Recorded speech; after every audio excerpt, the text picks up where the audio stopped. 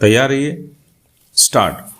सभापति महोदय, मुझे संसार भर से आए हुए प्रतिष्ठित न्याय शास्त्रियों के इस सम्मेलन में शामिल होकर बड़ी प्रसन्नता हो रही है। मुझे बताया गया कि यह पहला अवसर है जबकि इंटरनेशनल बार एसोसिएशन, ला एशिया और भारतीय बार एसोसिएशन द्वारा संयुक्त रूप से इस प्रकार का क्षेत्रीय सम्मेलन आयोजित किया जा रहा है, जिसमें उन तमाम कानूनी समस्याओं पर विचार विमर्श किया जाएगा जो हमारे सामने मौजूद हैं।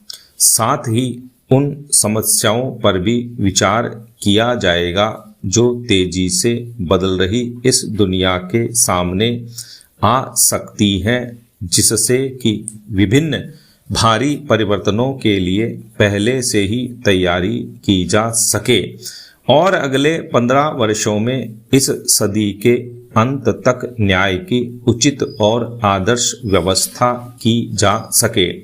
मुझे खुशी है कि इस सम्मेलन में ऐसे लोगों को जिन्हें सुविधाएं हासिल नहीं है, खास तौर से स्त्रियों को कानूनी सहायता दिए जाने के बहुत ही महत्वपूर्ण विषय पर भी चर्चा होगी। मैं कामना करता हूं कि इस सम्मेलन में जो विचार विमर्श होगा उसका आने वाले 15 वर्षों के दौरान राष्ट्रीय और अंतर्राष्ट्रीय कानून बनाने की प्रक्रिया पर लाभदायक प्रभाव पड़ेगा। प्राचीन काल से ही भारत में कानून को निहायत सम्मान की दृष्टि से देखा जाता रहा है। वास्तव में धर्म या मजहब हमारे लिए ऐसे धार्मिक, आध्यात्मिक, नैतिक और आर्थिक आचार नियमों का एक ताना बाना रहा है जो अपने अपने क्षेत्रों में पूरी तरह से परिभाषित कानूनों द्वारा निर्धारित है। इन कानूनों का पालन पूरी मानसिक, शारीरिक और आध्यात्मिक ईमानदारी के साथ करना होता है। कानून के निष्ठापूर्वक पालन के कारण ही हमारी सभ्यता और संस्कृति सदियों से राजनीतिक उथल पुथल और विदेशी हमलों के बावजूद न केवल जीवित ही रही है, बल्कि इसने एशिया के दूसरे देशों के लोगों को भी प्रभावित किया है और मानव चिंतन के विकास में योगदान दिया है। पहला, पाषाण काल से लेकर आज के निहायत ही औद्योगिक वातावरण तक समाज की प्रगति के साथ साथ कानून की धारणा में भी भारी परिवर्तन हुए हैं। बैलगाड़ी के युग से आज के सुपरसोनिक युग तक आने में मनुष्य की गतिविधियां इतनी बढ़ गई हैं जिनकी पहले कभी कल्पना भी नहीं की जा सकती थी। इन बदली हुई परिस्थितियों के लिए सामाजिक अनुशासन की बिल्कुल ही नई व्यवस्था की जरूरत है। जनसंख्या में भारी वृद्धि, इंसान की अनेक प्रकार की गतिविधियों तथा ऐसे ही अनेक विभिन्न कारणों से आज की दुनिया में न्याय प्रणाली पर भारी प्रभाव पड़ रहा है। जो कानून पहले बनाए गए थे और जो न्याय व्यवस्था एक निश्चित सामाजिक प्रणाली को लेकर तैयार की गई थी, वह आज के इस जबरदस्त और अचानक परिवर्तन को देखते हुए बिल्कुल अपूर्ण साबित हो रही है। किसी दूसरी विकासशील संस्था की तरह ही कानून स्थिर नहीं हो सकते। उन्हें बदलते हुए हालात की जरूरतों के अनुसार लगातार अपने आप को ढालना होगा। यह अनुमान लगाना संभव नहीं है कि भविष्य में कानून के क्षेत्र में आने वाली समस्याओं के क्या कानूनी हल निकाले जाएंगे। पैरा। सभापति महोदय, अभी तक समुद्री कानून को अंतर्राष्ट्रीय कानून से संहिताबद्ध करने की जरूरत का कोई ऐसा पूर्ण हल नहीं निकाला जा सका है जो सबको स्वीकार हो। हम पहले से ही अंतरिक्ष में दुनिया के भिन्न राज्यों के अधिकारों और जिम्मेदारियों को नियमित करने के लिए कानून बनाने की समस्याओं का सामना कर रहे हैं।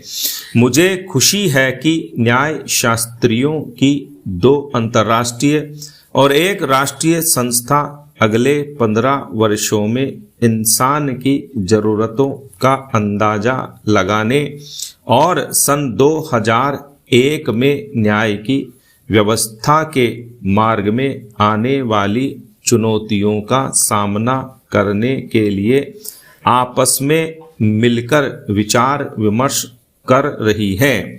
इसका एकमात्र उत्तर यह मालूम होता है कि हम न्याय की अपनी उस पुरानी प्रणाली पर फिर से लौट जाएं जिसमें सामाजिक और नैतिक आदर्शों को पवित्र माना जाता था और उनका उल्लंघन नहीं किया जाता था। हर आदमी इन कानूनों का पालन करना अपना एक धार्मिक कर्तव्य मानता था।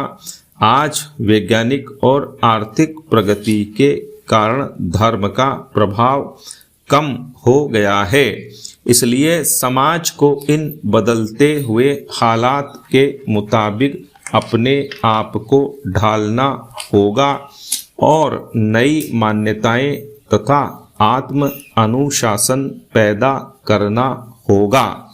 लोगों को समाज के प्रति अपने कर्तव्यों का ज्ञान कराया जाना चाहिए ताकि न्याय प्रणाली पर से गैर जरूरी भार को कम किया जा सके और व्यक्ति स्वयं भी उसमें भागीदार बने, जैसा कि प्राचीन धर्म अर्थात नैतिक बल के जरिए होता था। पैरा मुकदमेबाजी अब एक मनोरंजन जैसा कार्य बन गया है, कभी कभी सिर्फ शौकिया तौर पर और कभी कभी कानून की गिरफ्त से बचने के लिए लोग मुकदमेबाजी करते हैं।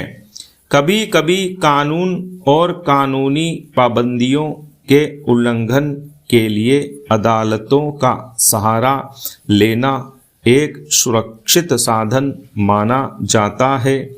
अगर कानूनी क्षेत्र का इस्तेमाल वकीलों और कानून तोड़ने वालों के लिए एक उत्तर और लाभकारी साधन बनकर रह जाता है तो इससे भ्रांति पैदा हो जाएगी और कानून का ध्येय ही खत्म हो जाएगा। न्यायाधीशों और वकीलों से अनुरोध है कि वे अपनी जिम्मेदारी की ऊंची भावना से मौजूदा कानून प्रणाली की भूल भुलैया पर विचार करें, जिनके कारण न्याय का मूल आधार ही नष्ट हो रहा है और न्यायपालिका को सामाजिक उन्नति के एक साधन के रूप में मजबूत बनाने के लिए उचित उपाय ढूंढ निकालें। आज आम आदमी अदालत में जाने के विचार से ही कतराता है। उसे यकीन है कि अदालत का मतलब है कि बहुत महंगी और लंबी लड़ाई, जो शायद उसके जीवन में खत्म हो या न हो। हमेशा ही समय पर न्याय मिलना बहुत ही जरूरी है। कानून में देरी का रोग न्याय व्यवस्था को ही खाए जा रहा है। मैं इस सम्मेलन में आए संसार के प्रतिष्ठित न्याय शास्त्रियों से अनुरोध करता हूं कि वे कानूनी देरी से निपटने, कानूनों को सरल बनाने और आम आदमी को न्याय उपलब्ध कराने के लिए कारगर उपाय खोजें, क्योंकि कानून आदमी की सेवा के लिए होते हैं। स्टॉप।